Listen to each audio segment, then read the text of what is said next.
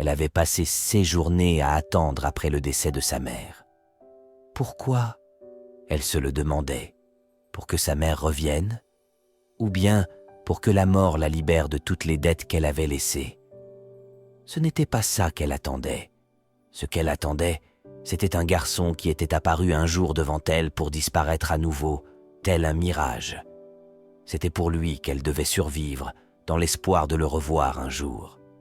Même si cela signifiait errer dans les rues boueuses, mendier et escroquer les gens pour de l'argent, elle devait faire tout ce qui était nécessaire pour rester en vie.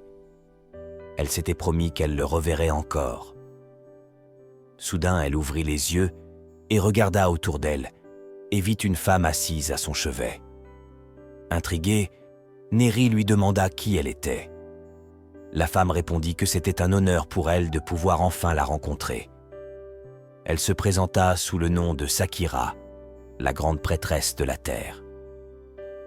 Neri remarqua son nom, l'interrompit et demanda si elle était la fameuse femme dont tout le monde parlait avec une voix tonitruante. Sakira répondit affirmativement. Neri, étonnée, se mit à regarder autour d'elle comme si elle cherchait quelqu'un. Sakira lui expliqua que le prince héritier souhaitait rester à ses côtés jusqu'à ce qu'elle se réveille. Mais il n'avait pas eu d'autre choix que de partir lorsque l'empereur l'avait appelé. Neri se demandait si elle lui avait manqué. Sakira lui répondit affirmativement. Neri expliqua qu'elle avait fait un rêve étrange où il l'avait vue, mais Sakira lui disait que ce n'était pas un rêve, mais des fragments de ses souvenirs perdus. Intriguée, la princesse lui demandait de quels souvenirs perdus elle parlait et si elle savait quelque chose. Sakira expliqua que, pour être précise, c'était le prince héritier qui avait une certaine connaissance à ce sujet. À l'origine, elle prévoyait de l'aider à se rappeler de ses souvenirs le jour de son mariage, mais il semblerait que sa forte nature ait déjà accompli cela. Elles lui servirent de l'eau, mais la princesse lui disait qu'elle n'était pas sûre de ce qu'elle avait vu dans ses souvenirs. Sakira lui expliqua que c'était parce que quelqu'un avait fait beaucoup d'efforts pour qu'elle ne puisse jamais rassembler les pièces de ses souvenirs. Pour la réveiller, elle avait dû jeter un coup d'œil dans ses souvenirs, qui étaient bien plus détaillés et intacts qu'elle ne le pensait. Elle admit qu'elle ne savait pas exactement ce qu'on lui avait fait, mais il était évident qu'elle avait été conditionnée pendant très longtemps à oublier. Surprise, Neri se rappela de l'instituteur du Fjord qui lui disait qu'elle devait toujours s'inspirer des autres tout en s'assurant que ce qui est à soi ne soit jamais pris. Elle se demandait comment cet homme avait pu, pendant 10 ans, influencer sa vie de cette manière. Elle ajouta que ces personnes étaient les seules familles qu'elle avait. Sakira caressa doucement les cheveux de Neri, lui expliquant qu'elle avait l'éternité devant elle pour se souvenir. Elle lui disait que comme elle avait été malade pendant longtemps, cela prendrait du temps pour qu'elle guérisse complètement. Cependant, cela ne signifiait pas qu'elle ne pouvait pas guérir. Neri lui demanda ce qu'elle pouvait faire pour y parvenir. Juste à ce moment, le prince Halid arriva en courant. Il était heureux que la princesse soit réveillée. Sakira, sur le départ, lui disait qu'elle devait lui parler dès qu'il aurait fini, puis elle s'en alla, laissant Neri et Halid seuls dans la pièce. Neri se demandait ce qu'elle devait faire. Elle était incapable de le regarder dans les yeux. Le prince Halid lui caressa la joue et lui demanda si elle avait bien dormi. Elle ne savait pas quoi répondre. Elle avait tellement de questions à lui poser. Pourquoi était-il là ce jour-là? Pourquoi avait-il l'air si désespéré? Pourquoi avait-il soudainement disparu? Comment avait-il pu la retrouver et qu'avait-il ressenti quand elle ne se souvenait pas de lui? Elle se disait qu'elle ne devait pas se laisser emporter par l'émotion juste parce qu'elle s'était souvenue d'un fragment de ses souvenirs effacés. Elle se sentait stupide. Le prince Halid, ne sachant pas quoi dire de plus, l'enlaça tendrement et lui disait de l'écouter. Il savait que cela avait pu être déroutant pour elle, mais il voulait qu'elle prenne son temps pour réfléchir. Il lui assura qu'elle pouvait lui demander tout ce qu'elle voulait et que personne ne la presserait. De plus, ils avaient tous les deux l'éternité devant eux. Neri entendit une voix lui disant de ne pas s'inquiéter et que le jour viendrait où ils seraient à nouveau réunis. Elle supposa que cela devait être son Teru. Sur le point de pleurer, elle se demanda ce que Fjord et cet homme lui avaient fait. Soudain, le prince Halid entra dans sa chambre et lui demanda si elle se sentait mieux. Il s'assoit à côté d'elle et s'excusa de ne pas lui avoir dit la vérité depuis le début. Il lui assura qu'il n'avait pas l'intention de lui cacher cela pour toujours. Neri répondit qu'elle comprenait qu'il ne pouvait pas lui dire quand ils étaient encore de l'autre côté à cause de l'interdiction, et une fois à Irina, il savait qu'elle ne le croirait pas. Elle lui disait qu'il n'avait donc pas à s'excuser, qu'il n'avait rien fait de mal. Le prince Halid, un peu désemparé, se mit à sourire. Neri lui demanda ce qu'il y avait de drôle. Il répondit que tout ce qu'elle avait dit était vrai. Puis il posa doucement sa main autour de sa taille et lui confia que la principale raison pour laquelle il ne lui avait pas tout dit avant, c'était parce qu'il avait peur qu'elle parte. Neri voulait savoir de quoi il parlait. Le prince Halid lui demanda de bien réfléchir, puis il lui avoua que dès le départ, son objectif c'était elle. Elle demanda si la raison pour laquelle il était venu à Weldon était de la retrouver. Halid confirma, ajoutant que c'était pour elle qu'il était venu. Neri, étonné, se demandait si cela signifiait qu'il pensait à elle depuis plus de 12 ans. Le prince Halid voulait savoir si elle regrettait d'être montée sur ce bateau ce jour-là. Neri ne croyait pas beaucoup au destin, mais pensait que les choses arrivaient de façon inattendue dans la vie. Cependant, les rencontres fatidiques qu'elle avait eues n'avaient pas toujours été heureuses et agréables. Elle prit l'exemple de son expérience avec la femme de Fior ou le navire sur lequel elle s'était faufilée en tant que passagère clandestine. Mais elle n'avait pas détesté être sur ce bateau autant qu'elle avait détesté être à Fior. Elle se demandait pourquoi elle, qui avait passé la plus grande partie de sa vie à jouer différents rôles, hésitait-elle à rester dans la douce chaleur du prince. Le prince Halid se rapprocha d'elle et tenta de l'embrasser, mais elle lui disait qu'elle était désolée, qu'elle avait besoin d'un moment. Intrigué, Halid lui demanda ce qui n'allait pas. Elle répondit qu'elle se demandait si c'était vraiment bien pour elle de rester à ses côtés comme ça. Le prince Halid voulait savoir ce qui lui faisait craindre une telle chose et lui disait que si ses sentiments avaient grandi au point de s'inquiéter, qu'est-ce qui la faisait hésiter? Neri lui expliqua qu'elle avait vécu sa vie en agissant toujours comme quelqu'un d'autre. Une servante trahissant son maître, la maîtresse d'un comte, une fille délibérément harcelée mendiant dans les rues, une femme adultère tentant de mettre fin à ses jours, ou encore Véronica. Elle avait fait de son mieux pour jouer tous ses rôles, car c'était la seule façon de survivre.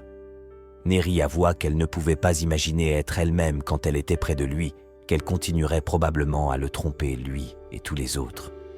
Et à la fin, il risquerait d'avoir des remords. À ce moment-là, elle réalisa qu'elle n'avait pas peur de regretter les choses, mais plutôt que Halid finisse par le faire. Halid lui disait qu'il se fichait de savoir si elle le trompait. Elle fut surprise d'entendre cela. Il continua en lui disant qu'elle pouvait jouer le rôle qu'elle voulait auprès de lui, car les années qu'il avait passées à la chercher partout pour qu'ils puissent être ensemble actuellement avaient été moins angoissantes que les années qu'il avait passées sans la connaître. Il caressa son visage et lui avoua qu'il n'était pas dérangé de finir avec des regrets. Puis, il l'embrassa langoureusement. La faisant coucher sur le lit, il continua à lui faire des baisers sur tout le cou, la caressant délicatement. Neri, toujours surprise de ce qu'il était prêt à faire pour elle, comprit maintenant que Halid lui avait donné carte blanche sur lui. Cependant, la pensée égoïste que tout allait bien pour elle, de blesser Halid et de lui faire regretter tout ce qu'il avait fait, bouillonnait en elle. Plus tard, le prince Halid, à côté de Neri, la regardait dormir. Zéphyr apparut dans la pièce et lui disait que pour quelqu'un sans expérience en la matière, il avait fait du bon travail en la consolant. Le prince Halid répondit simplement qu'il savait à quel point elle était blessée, se souvenant de ses propres moments de solitude lorsqu'il tentait de contenir sa magie. Le tigre remarqua que c'était la première fois qu'il parlait de cette époque et exprima sa frustration face à son manque de progrès, mais il se réjouissait de voir que tout allait mieux maintenant. Grâce à leur synastrie parfaite, il supposa qu'ils étaient tous les deux dans leur meilleure forme physique possible. Le prince Halid admit que c'était vrai, se rappelant les paroles de Neri sur les remords. Alors qu'il la regardait dormir, Il lui disait de s'accrocher à cette belle illusion, espérant qu'elle serait distraite en pensant à lui et à ses regrets, pour qu'elle n'ait pas le temps d'en avoir elle-même. Il lui fit un baiser, exprimant son désir de rester plus longtemps avec elle. Il remarqua le terru de Néri et lui disait qu'il n'avait aucune raison de se méfier de lui, car il n'avait pas l'intention de faire du mal à son maître. Au contraire, en tant que terru, il savait ce qui était le mieux pour elle. Le terru du prince Alide disait qu'il remarquait souvent sa présence autour de Néri pendant son sommeil, mais c'était la première fois qu'il révélait sa forme, suggérant que ce ne serait plus très long pour qu'elle éveille ses pouvoirs. Quelques jours plus tard, la princesse Néfer, aux côtés de Néri, remarqua à quel point le temps semblait filer vite, avec déjà le jour de son mariage qui approchait à grands pas. Néri semblait visiblement fatigué, et Néfer ne put s'empêcher de le remarquer. Elle lui demanda si quelque chose l'avait dérangé la nuit précédente, sachant que le prince Alide était interdit de la voir pendant la période de purification. Néri lui assura que personne ne l'avait dérangé, mais que c'était simplement ses nerfs qui l'avaient empêché de dormir. Néfer interrogea Néri sur son avis concernant l'interdiction pour les amoureux de se voir jusqu'au jour du mariage, trouvant cette tradition un peu démodée. Elle mentionna avoir entendu dire que le prince Alide avait presque versé des larmes le jour où cette interdiction avait été instaurée, regrettant que ce ne soit que pour une semaine. Elle aurait apprécié le voir souffrir un peu plus. Pendant ce temps, Néri, écoutant Néfer, se souvint que Alide n'avait pas pleuré à cause de l'interdiction, mais plutôt parce qu'il était venu la voir en cachette. Elle se remémora les moments où il s'était faufilé dans sa chambre la nuit. Elle lui disait que quelqu'un pourrait les surprendre. Alide lui demandait de se détendre, affirmant que personne ne saurait, tout en remettant en question la cruauté de la tradition de purification avant le mariage. Néri insistait sur le fait que cela ne signifiait pas qu'il pouvait agir ainsi à sa guise. Il la taquinait, l'appelant sans cœur, mais lui demandait tout de même de rester près de lui. Collés l'un contre l'autre, Alide lui assura qu'il supporterait cette épreuve, promettant de compenser ses nuits solitaires le jour de leur mariage. Néri lui demanda si cela ne le dérangeait pas de la laisser partir à cause de la chaleur. Il acquiesça et se mit à ricaner, laissant Néri se questionner sur les sentiments qu'Alide avait pu éprouver pendant cette semaine d'interdiction. Le jour de leur mariage, Simone remarqua que le prince Alide semblait heureux.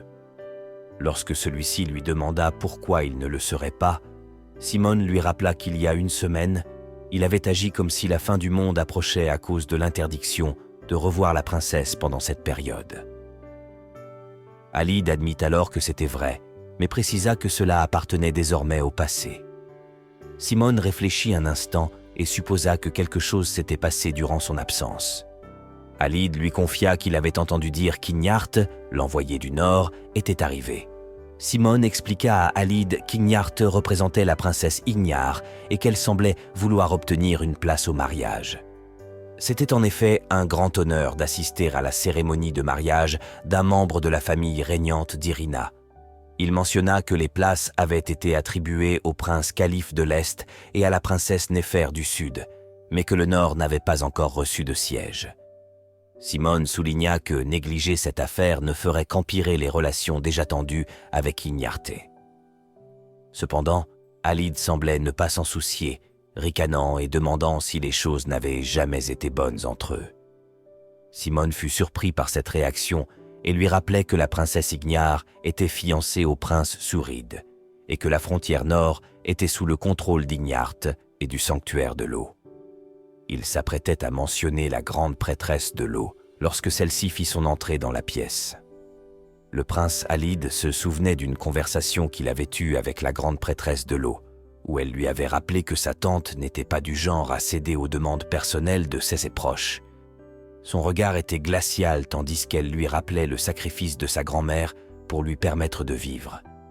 Alide avait répondu en espérant qu'elle ne l'oublierait pas non plus, soulignant qu'il ne pouvait pas laisser le sacrifice de sa grand-mère être vain. Alors qu'elle passait devant lui, il lui avait adressé un sourire, assurant qu'il était certain que sa tante se souvenait exactement des raisons pour lesquelles sa grand-mère s'était sacrifiée. La prêtresse, noircie par la colère, dépassa Alide en se disant comment osait-il, le qualifiant d'espèce de monstre insupportable. La princesse d'Ignarth discutait avec la grande prêtresse de l'eau, la remerciant de lui avoir accordé une audience aussi rapidement. La grande prêtresse l'écoutait attentivement, sachant qu'elle avait quelque chose à lui demander. La princesse expliquait que son père était préoccupé par la gravité de la situation. Elle soulignait que les frontières d'Irina étaient actuellement gardées par Suaref à l'ouest, Kazekh à l'est, Sénar au sud et Ignarth au nord. Cependant, elle regrettait que la contribution du Nord au mariage de la famille impériale soit si minime comparée aux autres villes. Ainsi, elle sollicitait l'aide de la grande prêtresse pour améliorer la situation en faveur d'Ignarth. La grande prêtresse expliqua que la décision prise par le conseil impérial et les 4 sanctuaires ne pouvait être outrepassée le jour de la cérémonie. Elle exprimait son regret de ne pouvoir faire plus pour la princesse. Cependant, elle laissait entendre que des événements imprévus pourraient changer la donne. La princesse, surprise, remerciait la grande prêtresse pour ses conseils avant de se retirer. Une fois seule, la grande prêtresse trouvait la princesse facilement influençable. Son garde du corps lui fit remarquer qu'il était tout de même agréable de revoir la princesse après si longtemps, soulignant les traits qui la rappelaient à sa grand-mère. La grande prêtresse confirma, ajoutant qu'elle ressemblait effectivement beaucoup à sa mère, Ramétis, décédée à cause de ce monstre. Pendant ce temps, Néri priait dans le sanctuaire de l'eau, se demandant ce que le mariage leur réserverait. Elle espérait que le prince Alide s'en sortirait mieux. Cependant, Alide, retenu par les serviteurs, trouvait déjà que cela prenait trop de temps. La princesse Néri pensait à lui et se disait qu'il devait probablement être en train de faire une crise. Elle poursuivit sa prière à Karim, la déesse de la mer et la fondatrice d'Irina. Karim était tombée amoureuse de Sirim, le dieu du soleil, et leur descendance avait prospéré pour fonder l'empire connu sous le nom d'Irina. Sirim et Karim étaient inséparables, s'aimant passionnément. Néri se souvenait que seuls ceux qui montaient sur le trône pouvaient porter les noms de Sirim et Karim, mais elle-même avait été nommée Karim Hartmann. Elle rougissait et souriait en pensant à son nom. Soudain, elle remarqua une lumière bleue éclatante juste devant elle.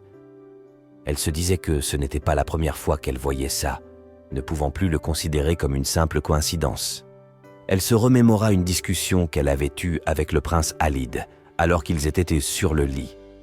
Il lui avait demandé si elle se souvenait de la première fois qu'elle avait invoqué son Teru, si elle se rappelait quand elle avait prononcé ses premiers mots ou fait ses premiers pas.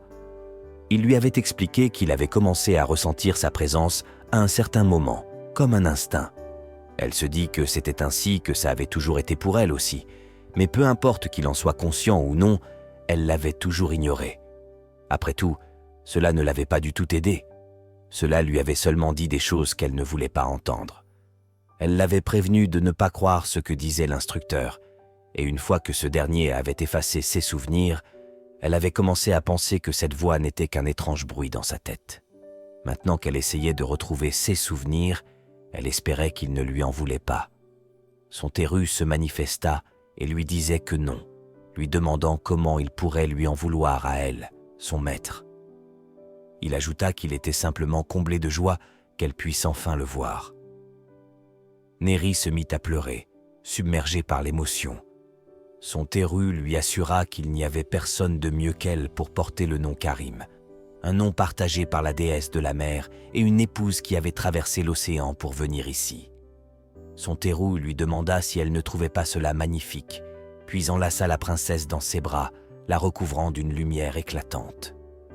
Pendant ce temps, le prince Alide était dans une autre pièce avec son Teru à côté et venait de ressentir que les pouvoirs de la princesse venaient de s'activer. Son Teru lui disait que sa supposition semblait juste, car il n'avait pas senti l'odeur d'un égal depuis longtemps. Le prince Alide souriait et supposait que sa fiancée n'était pas du genre à perdre son temps. Il ajouta que cela aurait été bien s'il avait eu un peu plus de temps. Pendant ce temps, de l'autre côté du palais, la princesse Ignar et le frère du prince Alide se rencontrèrent. Il lui disait que c'était une coïncidence, car il avait aussi prévu de lui remettre son cadeau en personne. Elle lui répondit que c'était agréable de se voir ainsi. Le petit prince lui demanda si c'était leur première rencontre depuis leur fiançailles, et s'excusa sincèrement de ne pas avoir pu lui rendre visite plus souvent. Elle lui disait que c'était elle qui aurait dû lui rendre visite et le remercia de l'avoir aidé à entrer dans le palais. Elle pensa qu'elle aurait dû trouver un moyen de se faire inviter au mariage ou d'entrer dans le palais par ses propres moyens. Elle se dit que participer à la cérémonie devait être quelque chose qu'elle faisait par elle-même. Elle fut interpellée par la princesse Néfer, qui s'étonna de la voir et lui demanda ce qu'elle avait apporté. La princesse Ignare répondit qu'elle espérait que les cieux lui avaient accordé leur grâce habituelle, mais elle pensait secrètement, parmi toutes les personnes qu'elle aurait pu croiser, pourquoi était-elle tombée sur Néfer? En réponse, Néfer lui disait qu'elle n'avait pas besoin d'être aussi formelle avec elle, et remarqua que le charmant petit frère de l'odieux Alide était également là. Le frère du prince Alide lui rappela de ne pas l'appeler ainsi. Néfer demanda à la princesse Ignare si c'était un cadeau pour la princesse Néri et voulait savoir ce qu'il y avait dans la boîte. Elle répondit qu'il y avait simplement une bague en améthyste. Néfer, surprise, lui disait qu'elle espérait que ce n'était pas celle que la grande prêtresse de l'eau lui avait donnée quand elle était petite. La princesse expliqua que la princesse Néri partirait pour Suaref infestée de mutants dès la fin du mariage et qu'elle voulait lui offrir un objet gravé d'une rune de purification. Néfer lui demanda si elle avait parlé d'une rune de purification et pensa secrètement qu'Ignare essayait de convaincre la princesse Néri de lui donner sa place au mariage. Elle trouva la princesse naïve et pensa qu'elle était encore manifestement une enfant. Elle sourit et se demanda si elle devait lui dire que la princesse Néri n'avait pas besoin d'une telle chose. La princesse demanda à Néfer s'il y avait quelque chose d'amusant. Néfer se souvint qu'elle avait vu un collier sur le pont et demanda à Simone à qui il appartenait. Il lui avait répondu que c'était un collier que la princesse Néri utilisait pour apprendre à graver des runes. Néfer s'étonna, demandant à Simone s'il voulait dire qu'elle avait gravé cette rune de purification elle-même. Simone hésita, mais finalement admit que oui, elle l'avait faite elle-même. Néfer disait à la princesse qu'elle se demandait si la princesse Néri l'apprécierait. Elle se disait qu'elle devait garder le secret, puisque Simone le lui avait demandé avec tant d'insistance. La princesse disait qu'elle n'avait pas besoin de s'inquiéter à ce sujet, et qu'après tout, c'était son choix. Néfer trouvait la princesse mignonne, mais soulignait qu'elle n'était pas aussi mignon que Simone. Une des prêtresses s'approcha et leur disait que la princesse Néri avait fini sa cérémonie de prière. Néfer disait à la princesse et au petit frère du prince Alide de prendre leurs cadeaux pour aller voir la princesse. Soudain, elle se retourna comme si elle avait ressenti quelque chose. La princesse d'Ignart et le petit frère du prince Alide furent surpris de sa réaction et se demandèrent ce qui n'allait pas tout à coup. Ils ressentirent tous une immense puissance et une onde de choc les envahir, immergeant le sanctuaire d'eau. Néfer, Ignare ainsi que le petit frère du prince Alide ne comprirent pas ce qui se passait, mais ils virent la princesse Néri qui quittait le sanctuaire et marchait vers eux dégageant une incroyable puissance. La princesse Ignare se demanda si c'était la princesse Néri qui manifestait cet immense pouvoir. Elle n'en revenait pas et se disait que cela ne pouvait être le cas. Elle supposait qu'elle était peut-être la réincarnation de la déesse légendaire. Un peu plus tard, Simone, attendant dans la salle de cérémonie avec le prince Alide, lui faisait remarquer que la princesse était arrivée. Le prince leva les yeux et fut surpris par la transformation de cette dernière. Elle était accompagnée de son terru et de ses servantes prêtresses. Elle lui souriait et lui demanda si elle l'avait fait attendre longtemps. Néri demanda à Alide si elle l'avait fait attendre. Subjugué par sa beauté, il resta sans voix. La princesse se demanda si son entrée avait été un peu trop révélatrice. Toujours sous le charme, Alide murmura, se demandant si tout cela n'était pas un rêve. La princesse, en caressant son terrou, répondit qu'il semblait que l'éveil de ses pouvoirs n'avait pas été aussi difficile qu'elle l'imaginait. Alide, continuant de la contempler, pensa intérieurement qu'il en avait toujours été conscient, mais à cet instant, il la trouvait absolument parfaite. Alide lui disait qu'il avait prévu de tout faire pour la satisfaire cette nuit, mais la voir aussi belle le rendait encore plus déterminé que jamais. Surprise par ces paroles, Néri lui demanda de quoi il parlait exactement.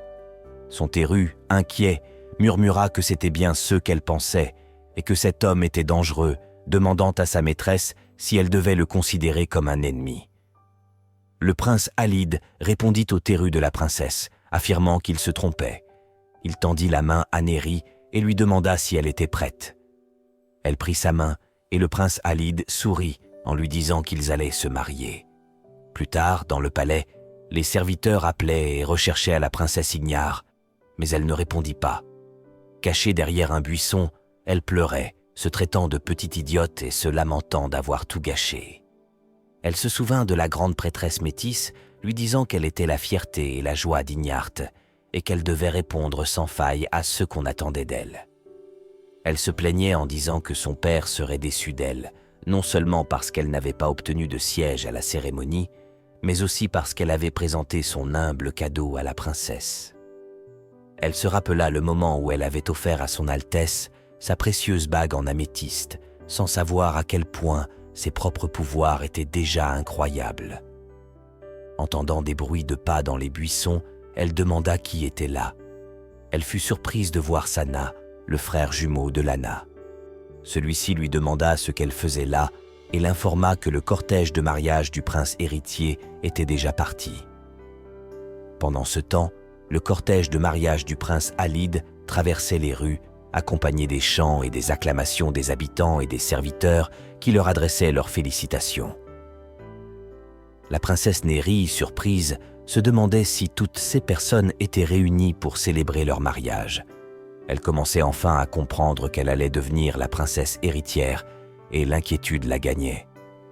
Elle se demandait si elle serait à la hauteur de ce rôle. Le prince Alide remarqua son inquiétude et l'appela par son prénom.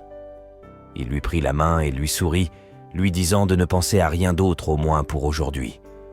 Il lui fit un baiser sur la main et ajouta qu'elle ne devait penser qu'à lui.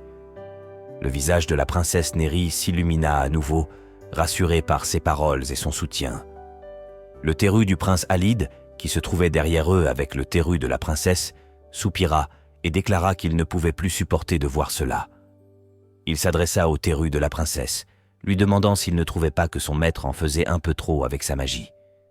Il comprenait le désir de montrer la force de son maître, mais estimait qu'il devrait s'abstenir de trop l'afficher jusqu'à ce qu'elle apprenne à se contrôler.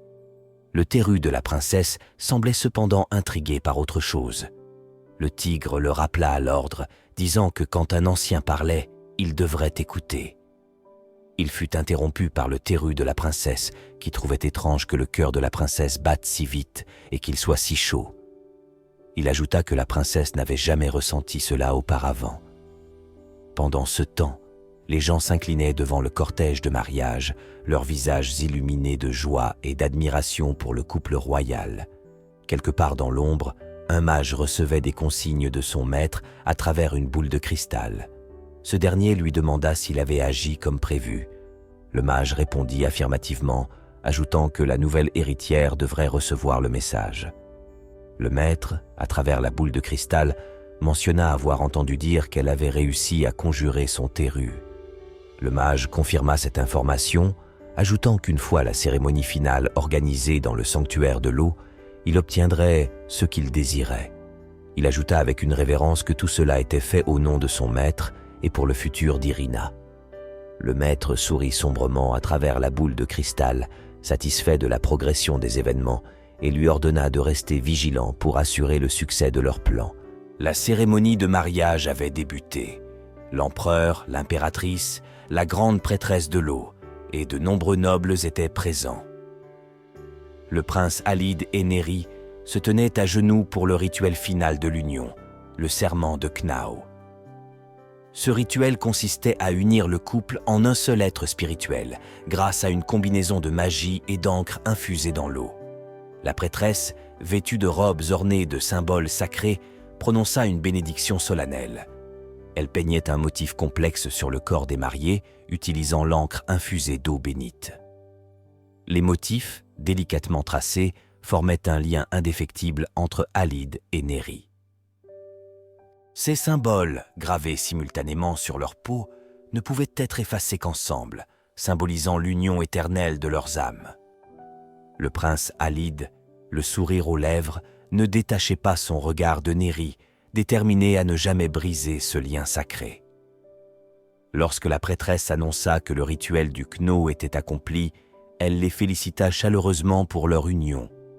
Pour la dernière étape, la grande prêtresse de l'eau s'avança avec 2 coupes de vin, expliquant leur origine sacrée. Ce vin, issu des raisins cultivés dans le sanctuaire, portait en lui la bénédiction ancestrale transmise à travers les générations. Elle pria pour que cette bénédiction se perpétue à travers leurs enfants et leurs descendants. Le prince Alide murmura à Néri de faire semblant de boire, mais la prêtresse, ayant entendu, resta silencieuse. Posant ses mains sur les têtes du couple, elle proclama que leurs âmes seraient à jamais liées, que leur corps continuerait à prospérer sur terre. Ils seraient élevés au rang de divinité, travaillant aux côtés des immortels pour l'éternité. Que leur destinée soit de devenir le cœur d'Anu et que leurs descendants règnent en tant que rois. La prêtresse bénit les héritiers de Sirim et Karim, ainsi que celui qui protégerait le titre de Hartmann. Au nom de Ramétis, la cérémonie s'acheva, marquant le début d'un nouveau chapitre pour le couple royal. Ils pouvaient maintenant se diriger vers la chambre nuptiale préparée pour eux, conscients que la porte se verrouillerait une fois qu'ils y seraient entrés, les laissant seuls pendant 3 jours. Soudain, le prince Alide ressentit une étrange sensation. Il vit alors la princesse Néri se tordre de douleur, appelant à l'aide. Sans perdre une seconde, Alide se précipita à son chevet, la prenant dans ses bras. Inconsciente mais souffrante, elle semblait endurer un martyre. Furieux et inquiet, le prince ordonna qu'on ouvre la porte et s'en alla avec Néri, toujours évanouie, dans ses bras. Tous ceux présents étaient surpris et se demandaient ce qui avait bien pu se passer. Pendant que la princesse Néfer se querellait avec le prince calife, Sakira, méfiante, surveillait attentivement les agissements de la grande prêtresse de l'eau. Celle-ci quitta précipitamment les lieux sans dire un mot après le départ du prince Alide, ce qui éveilla les soupçons de Sakira. Pendant ce temps, Alide se hâtait, portant Néri dans ses bras, tandis que son terrou l'informait que sa magie était devenue extrêmement instable. Cette situation semblait étrange au prince, d'autant plus que le terrou de la princesse avait soudainement disparu. Alide voulait savoir quand cela s'était produit, et le tigre lui répondit que c'était peu de temps après leur entrée dans la salle de l'hôtel. Furieux, le prince se reprocha de ne pas avoir remarqué plus tôt l'état de Néri, qui semblait paisible même en souffrance. Néri ouvrit péniblement les yeux et murmura qu'elle ne se sentait pas bien, avant de demander des nouvelles de la cérémonie. Inquiet, Alide lui répondit avec véhémence que ce n'était pas le moment de s'en préoccuper. Soudain, Néri ressentit une nouvelle douleur à la poitrine, puis perdit connaissance. Le prince Alide et son terrou furent pris de panique. Il tenta de la réveiller, mais elle demeurait inerte.